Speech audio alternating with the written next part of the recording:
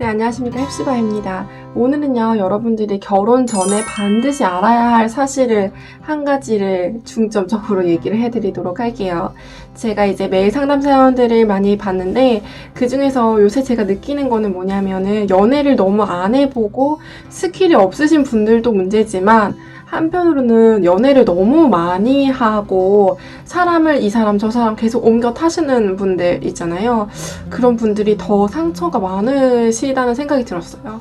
그래서 오늘은 그런 분들을 위해서 준비한 영상이라고 생각을 하시면 되고, 꼭 그런 분들이 아니더라도 우리가 이제 결혼을 준비하면서 꼭 새겨야 할 정말 단 한 가지가 있거든요.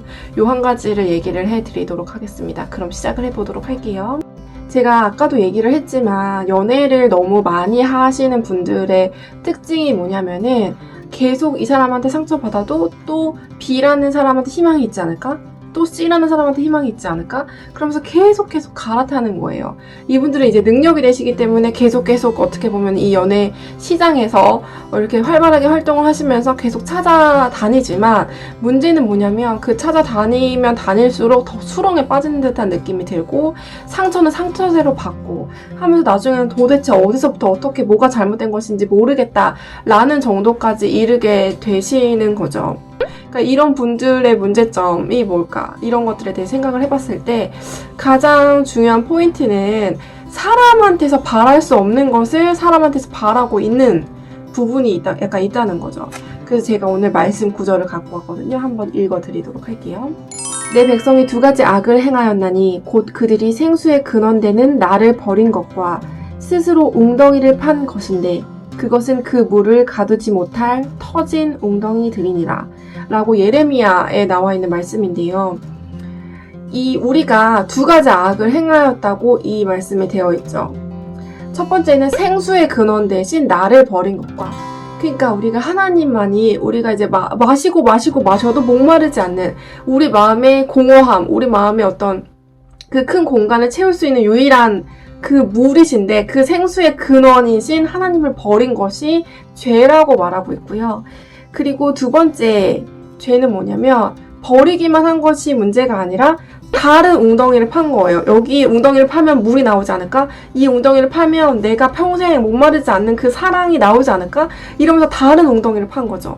이 다른 웅덩이를 판 게 우리가 계속 사람을 의지하려고 하고 관계를 의지하려고 하고 하나님 아닌 다른 것을 계속 쫓는 약간 그런 것을 말하고 있는데 그 웅덩이가 문제가 되는 것은 왜 그러냐? 그 웅덩이는 물을 가두지 못할 터진 웅덩이라는 거예요. 그러니까 보기에는 웅덩이처럼 보이고 똑같이 그 웅덩이에서 물이 나올 것만 같은데 알고 보니 그 웅덩이는 터진 웅덩이라는 거죠. 그 터지면 여러분들 물이 계속 고이지가 않을 거 아니에요. 그러니까 계속 어디 다 새나가는 그런 웅덩이에다 대고 물이 어디 있을까 그러면서 계속 그거를 파고 다니는 모습이 한편으로는 우리의 모습이 아닐까 생각이 들어요. 그러니까 사람한테 우리 마음에 그 갈증을 해소할 만한 그러한 능력이 없다는 것을 반드시 아셔야지만 결혼하고 나서도 상처를 덜 받을 수가 있어요. 원래 사람은 이래. 나도 그렇고 너도 그래. 이거를 알지 못하면 내가 잘못된 웅덩이에 빠졌나? 이걸 알고 보니까 별로 사랑이 나오지가 않네. 이 남편한테 와이프한테 어떡하지? 새로운 사람을 만나야 되나? 내가 잘못 선택했나? 별의별 생각이 다 든다는 거죠.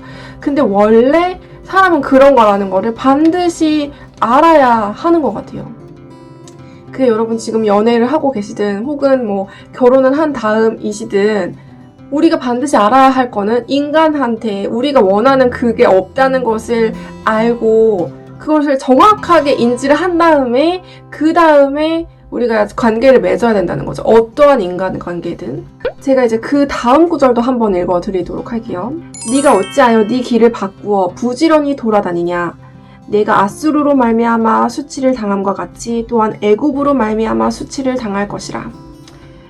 제가 이 말씀 구절을 조금 여러분들이 적용하기 쉽게 바꿔드리면 네가 A 남자로 인하여 수치를 받고 바꾼 B 남자를 인하여도 수치를 받을 것이다 라는 거예요.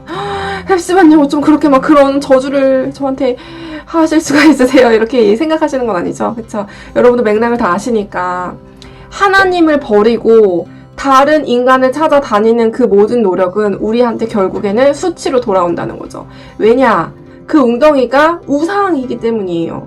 너무 지나치게 그 자매를, 그 형제를 원하고 계신 것은 아닐까요? 라는 말을 해드리고 싶은 부분이 있는 거죠. 왜냐하면 그렇게 지나치게 여러분들이 목숨을 걸 만큼의 그런 존재는 아니라는 거죠. 어떠한 사람이든.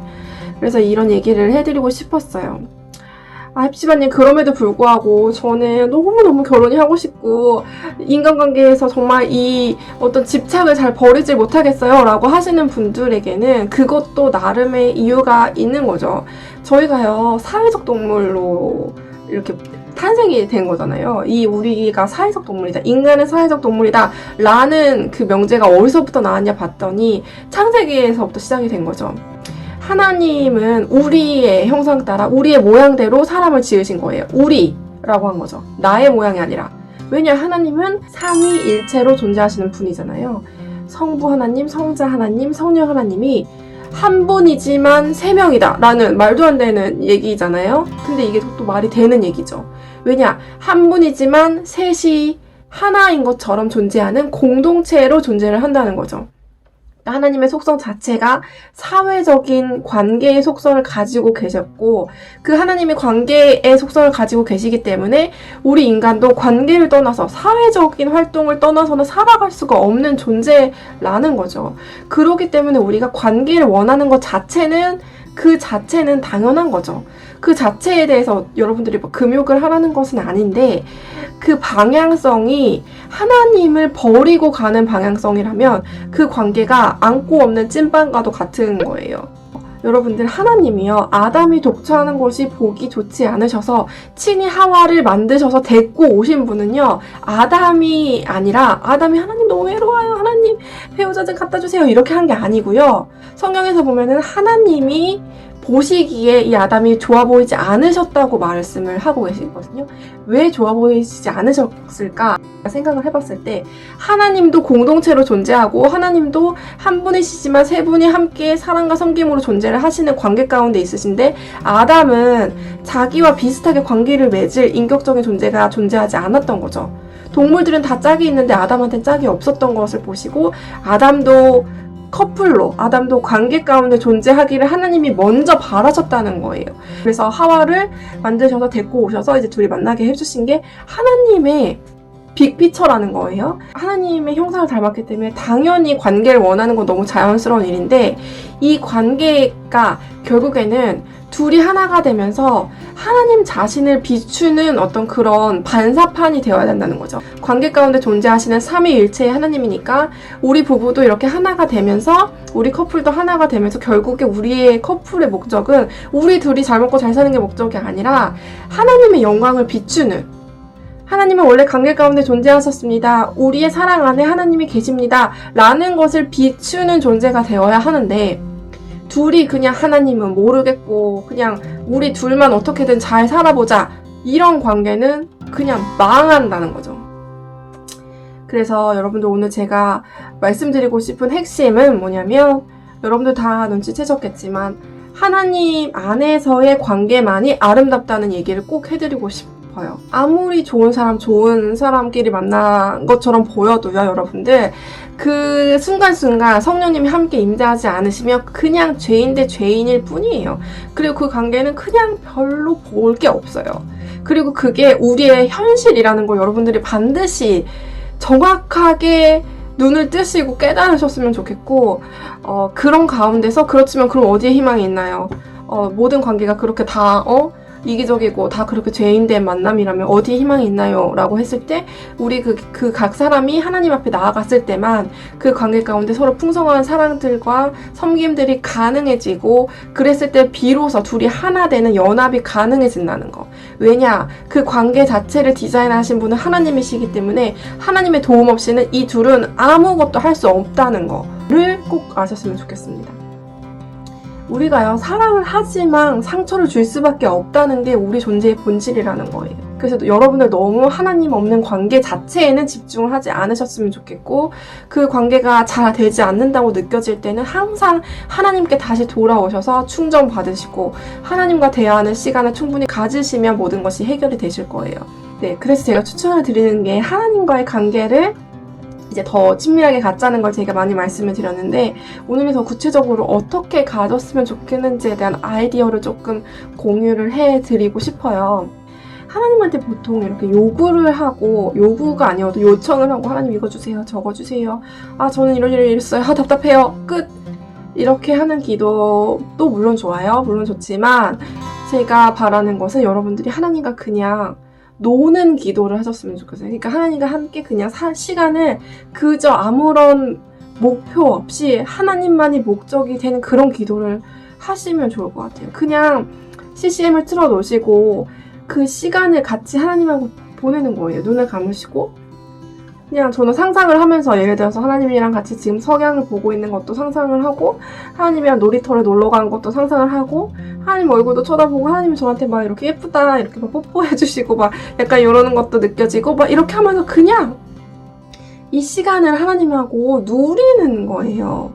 그랬을 때 얼마나 좋은지 몰라요. 그리고 이러한 기도가 하나님이 정말 우리한테 원하시는 하나님과 나와의 관계인 것 같고요. 이렇게 하나님의 관계가 내가 너무 풍성하면 다른 인간관계에 그렇게 집착하지 않게 되고요. 그리고 다른 인간관계에서 내가 줄 것이 생기는 것 같아요. 비로소. 저도 이런 시간을 갖지 않고 그냥 막 어딘가에 매여 있고 그냥 뭔가 다른 인간관계에 그냥 뭔가 막 그냥 뭐 어떻게 됐으면 좋겠다 막 이런 것들만 생각을 하고 있으면은 답답하기만 해요. 그래서 그런 것이 아니라 우리는 이제 하나님과의 관계 가운데 내가 먼저 그렇게 그 관계를 즐겁게 기쁘게, 이 관계 자체가 하나님과의 관계 자체가 너무 로맨틱하게 그렇게 가져가시면, 그러면 다른 관계에서도 그냥 자연스럽게 그 관계들이 풀려가는 것들을 여러분들이 보시게 될 거라는 점을 오늘 얘기를 해드리고 싶었습니다. 네, 그래서 여러분들 이 예레미야 2장 13절에 나오는 터진 웅덩이 비유를 꼭 오늘 꼭 기억을 해 가셨으면 좋겠습니다. 오늘도 들어주셔서 감사드리고요. 우리 청년 여러분들이 인간관계, 그냥 하나님 없는 인간관계에서는 100% 비관하시고 거기에 그렇게 큰 희망을 두지 않으셨으면 좋겠고요. 대신에 하나님 안에서 성령이 임재하시는 우리의 관계 가운데서는 100% 낙관하시면서 나아가시는 여러분들 되셨으면 좋겠습니다. 오늘도 들어주셔서 감사드리고요. 다음 컨텐츠에서 찾아뵙도록 할게요. 샬롬.